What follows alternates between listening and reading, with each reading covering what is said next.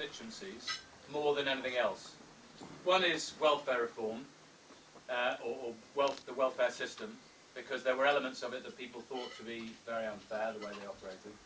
And the second was immigration. And I think we had got ourselves to a point where we didn't feel we could talk even about immigration. As a party, you know, we tried to shut up anybody who wanted to talk about immigration, partly for a very good reason, which is that some people who want to talk about immigration are point-blank racists. And they want to have a racist immigration policy, as some other countries in the world do. And for some people, it's because they thought that some people who had migrated to this country in the last 50, 60 years were people that would never vote for their parties, so they wanted to talk about immigration.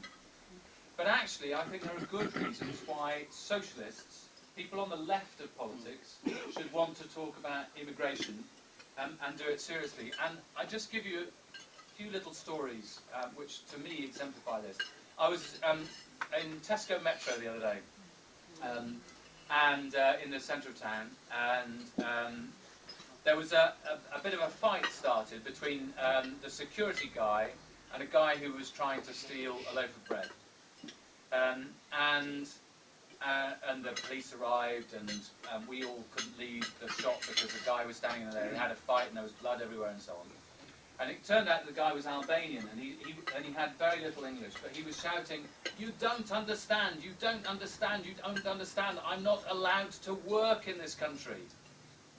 That's all he knew how to say, and my heart really went out to him. You know, God knows how he got himself here. Undoubtedly he was an illegal immigrant and all the rest of it. Or he may be allowed to be here because of the membership of the European Union, but not able to work in this country. So, one story. Second story, a man in my constituency. I represent the Rhondda in South Wales. It is an entirely white community. Entirely white community.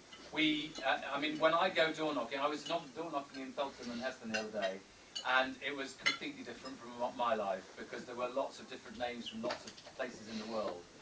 In the Rhondda, it's Morgan, Morgan, Morgan, Jones, Jones, sometimes a Meredith or something like that, and a few O'Briens, because we had a lot of immigration in the 19th century to work in the mines, in particular from Ireland, also from England, but more bizarrely, and any of you who support the Welsh rugby team, that didn't get much shit. Any of you who support the Welsh rugby team will know that we also have a lot of Italians who came to Wales.